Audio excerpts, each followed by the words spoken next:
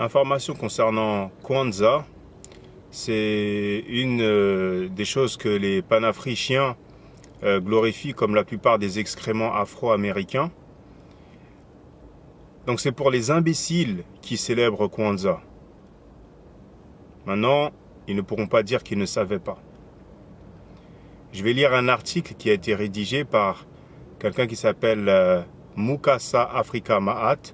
Pour ceux qui aimeraient voir la version en ligne, il suffit d'aller sur un moteur de recherche et de saisir Afrostyly Kwanzaa. Donc Afrostyly espace Kwanzaa.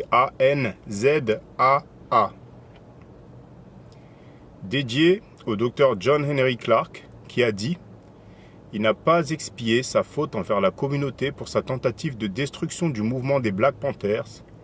Il ne s'est pas racheté pour avoir été un informateur de la police. Il n'a pas expié pour la façon dont il a traité les femmes noires. Dédié à Mwalimu Wesley Kabaila, qui a dit: j'écris ce qui suit dans l'esprit de la Mahat et la vérité qu'elle contient. J'écris aussi dans un souci de correction historique qui a trop longtemps enduré en mensonge. Et je précise, avant de continuer, que cet article, ça a été traduit d'un article en anglais et ça a été traduit partiellement. L'article en anglais, pour les anglophones, il est plus long. La quatrième catégorie d'adeptes de Karenga sont les adorateurs de héros, qui le considèrent tout simplement presque divin ou même divin. Ces adorateurs de héros sont ceux qui s'agenouillent, baisent sa main. Oui, c'était une pratique des membres de l'organisation US. J'en suis informé par des gens qui ont vu les adorateurs de son culte qui se sont mis à genoux, qui ont baisé sa main en disant « Molana, Molana, Molana ».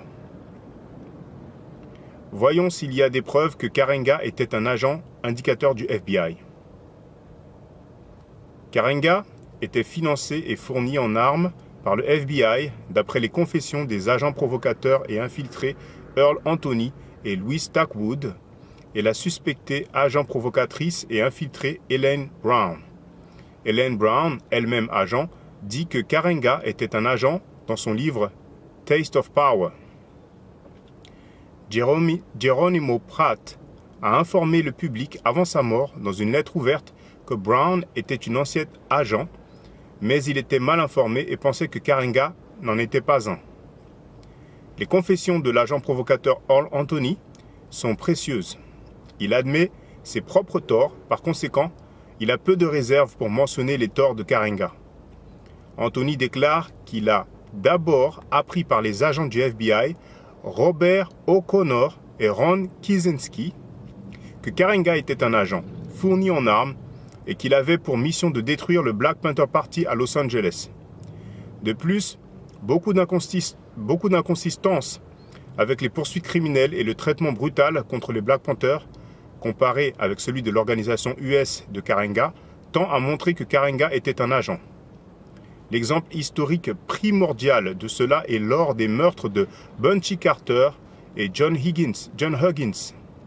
La police n'est même pas allée chercher l'organisation US de Karenga.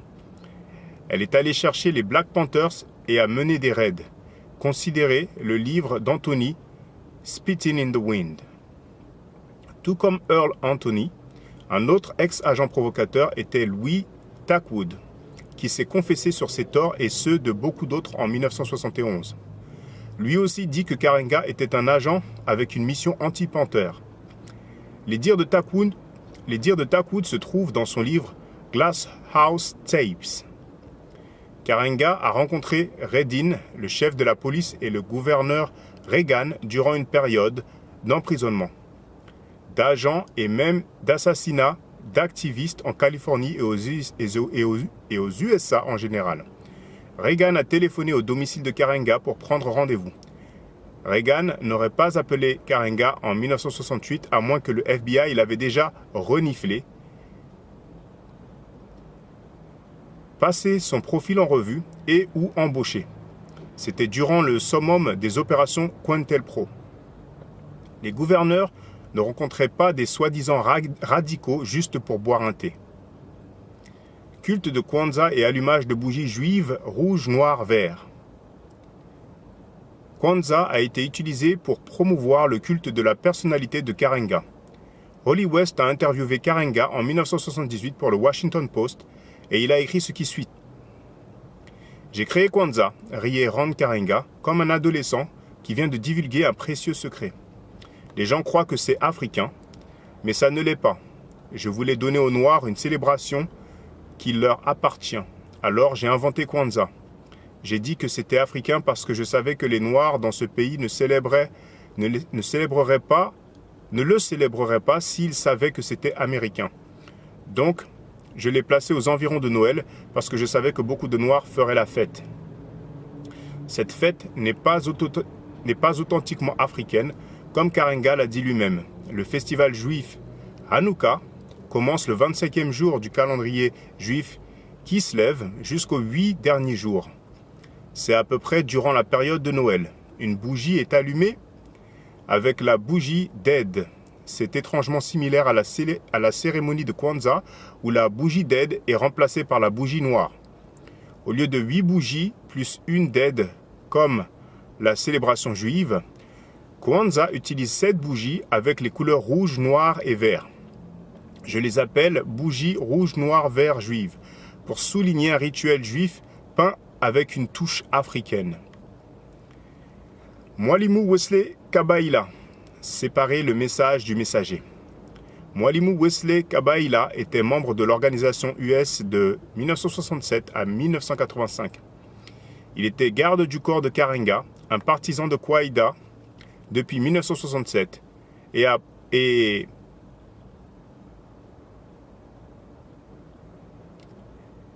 promoteur de Kwanzaa virtuellement depuis le début. Il était le vice-président de l'organisation US et président du Simba Wachanga de 1979 à 1985. Kabaila était l'homme de main de Karenga et l'un de ses plus loyaux étudiants et adeptes dévoués. Il n'est pas aussi connu que Maulana Karenga, mais Kabaila est néanmoins une véritable figure historique et il a joué un rôle majeur dans le développement et la promotion de l'organisation US, la philosophie de Kabaila et l'acceptation de la célébration en outre. Je ne suis pas au courant d'aucune allégation contre lui telle que les crimes odieux commis par Karenga. De plus, il semble être un homme intègre pour les raisons que je vais aborder dans cette section. Il a exprimé des préoccupations qui doivent être mentionnées. Avant cela, j'aimerais davantage établir l'importance historique de Mwalimu Kabaila. Dans mes correspondances avec lui, il a mentionné ce qui suit concernant certaines luttes auxquelles il a fait dans ce mouvement. J'ai réclamé mes fiches du FBI et je sais qu'il me suivait et faisait des rapports. Aussi, après la Black Power Conference en 1968 à Philadelphie, moi et 2 autres Simba sommes allés aider à organiser le Committee for a United Newark avec le BCD, Black Community Defense, qui était basé à Montclair, à East Orange. Pendant mon séjour là-bas, je passais le plus longtemps au Spirit House de Amiri Baraka. À cette époque, les Italiens au pouvoir à Newark ont fait fusiller la Spirit House.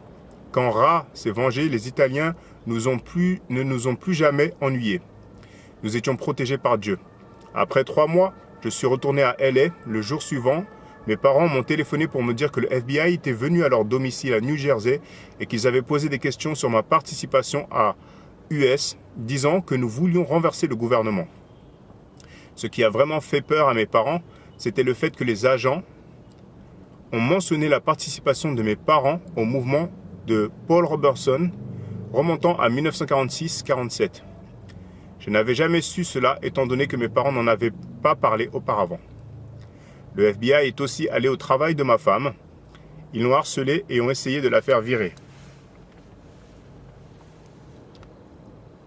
La voix de Kabaila se doit de faire partie du dialogue sur Karenga et l'organisation US. Jusqu'à présent, il n'est pas cité autant qu'il le devrait. Mis à part quelques lignes dans un livre ou deux, je n'étais pas au courant de Kabaila ni de ses contributions jusqu'à ce qu'il sorte une brève mais historiquement cruciale lettre ouverte réprimandant Karenga sur 2 points principaux. Voici les points principaux. Il déclare que Karenga devrait être honnête sur l'effondrement de l'organisation US, pas parce que les membres l'ont quitté, mais à cause de son emprisonnement pour actes criminels envers Deborah Jones et Gail Davis.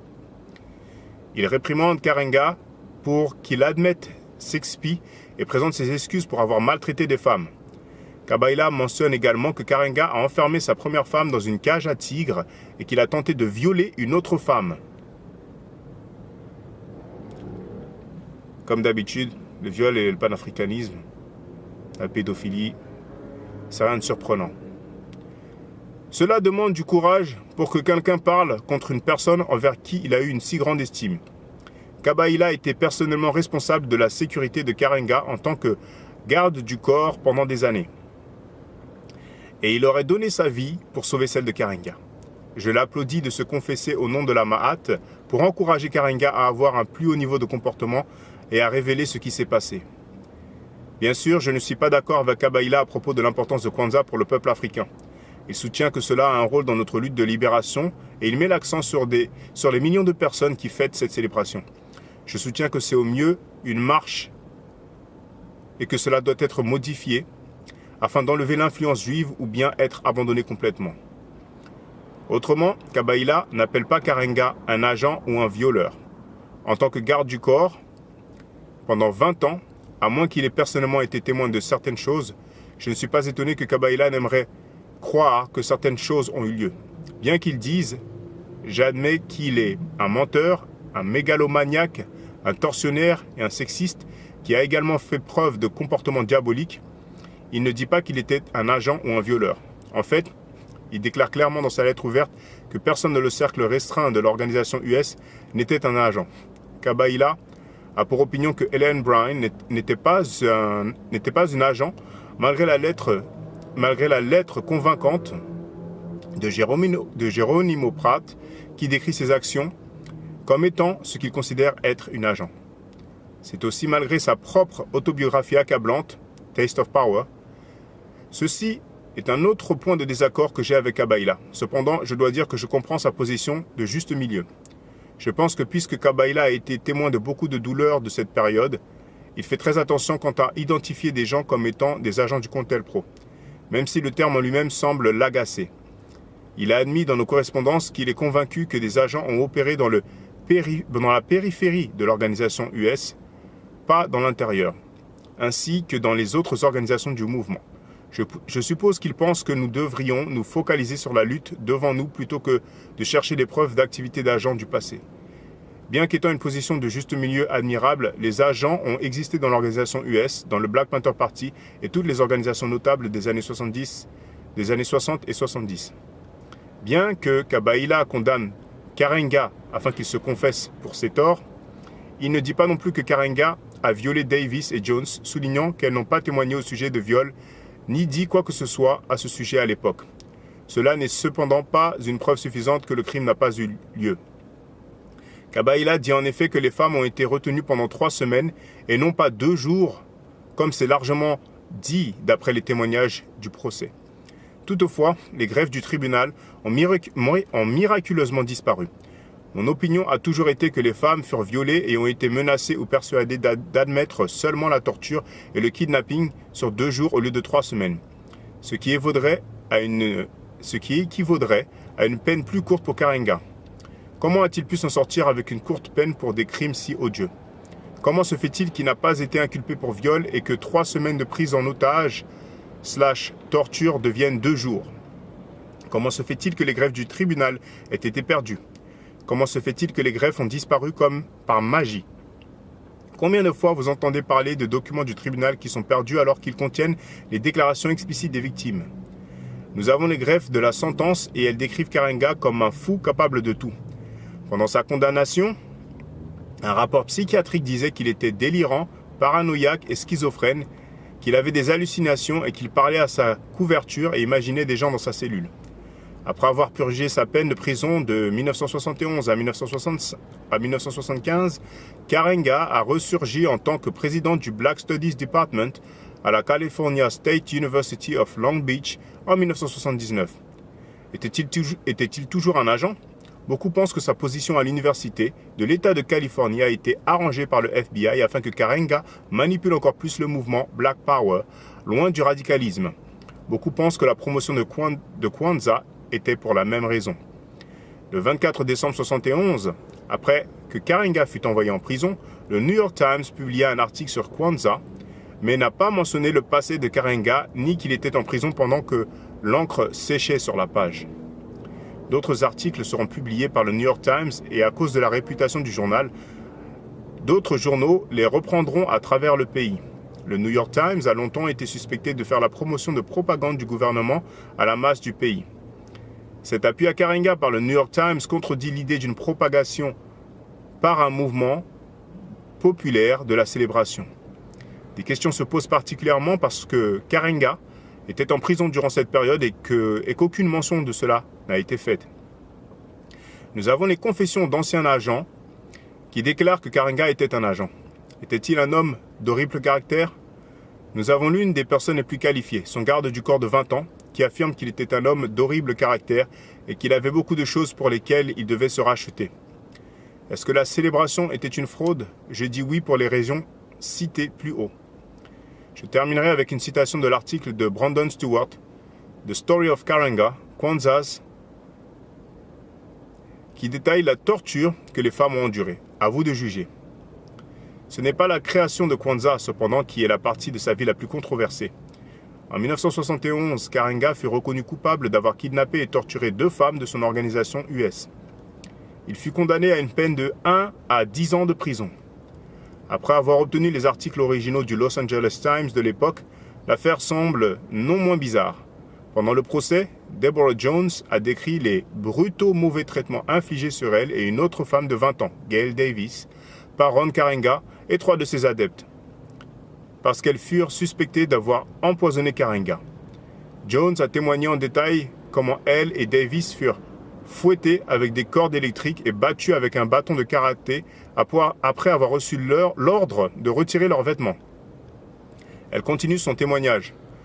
Un fer à souder chaud fut placé dans la bouche de Mademoiselle Davis et placé contre le visage de Mademoiselle Davis et que l'un de ses orteils fut fixé à un étau.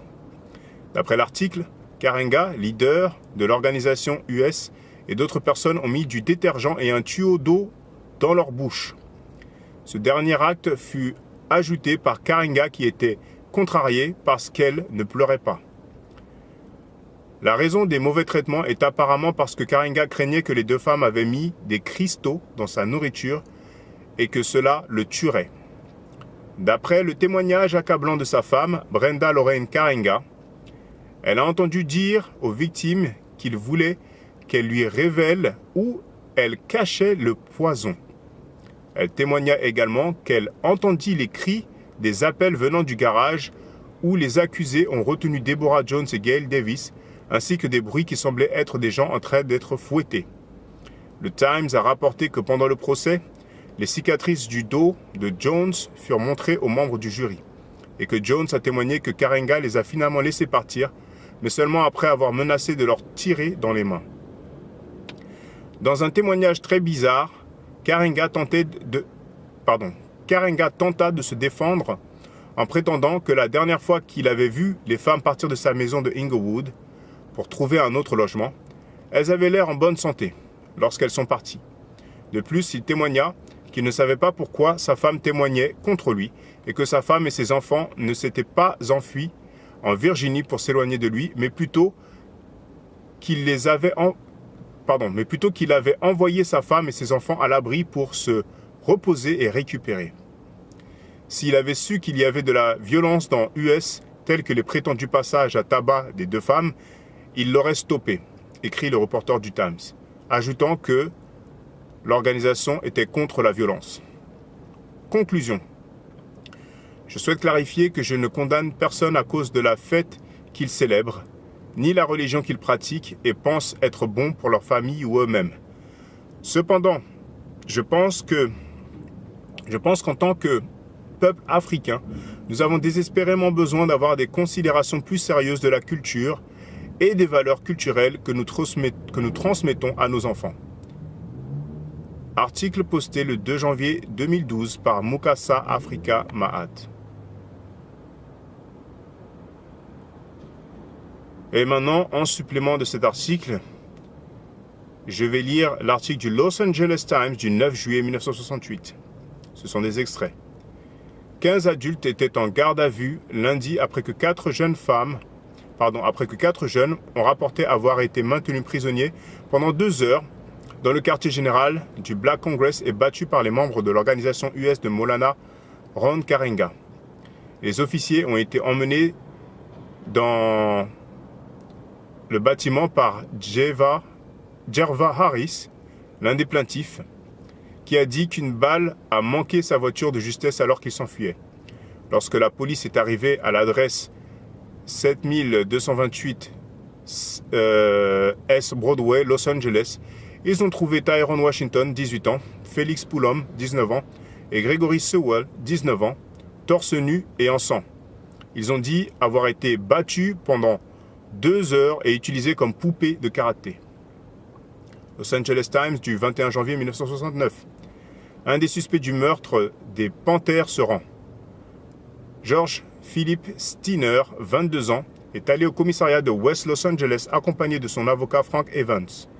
Les frères sont accusés du meurtre des Black Panthers, John Jerome Huggins, 23 ans, et Alpentrice Butchie Carter, 26 ans, dans un établissement de la UCLA vendredi. À l'époque du meurtre, dit la police, les frères Steiner étaient libres sous caution de 32 250 $ après avoir été inculpés à Orange County pour vol à main armée, tentative de meurtre, agression avec arme fatale et kidnapping. Ces chefs d'inculpation remontent au braquage d'un bar à Santa Ana en mars dernier. Les 2 Steiner furent identifiés comme membres de l'organisation US, une organisation rivale des Black Panthers. Avant que Steiner ne se rende, les cadres du Black Panthers ont tenu une conférence de presse à Berkeley, durant laquelle ils ont dit que les meurtres étaient des assassinats politiques.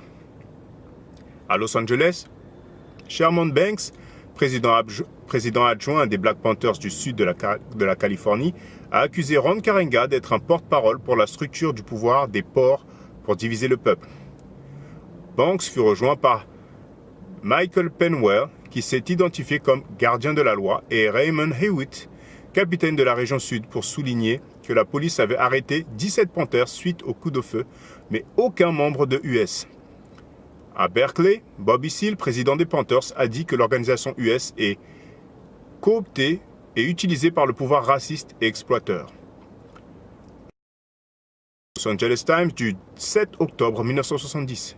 Le chef militant noir, Karenga, arrêté, accusé de torture.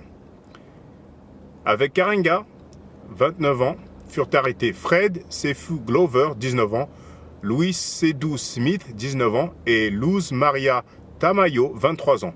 Karenga fut plus tard relâché sous caution de 6 230 $. Los Angeles Times du 13 mai 1971. Karenga a torturé des femmes. Sa femme dit à la cour.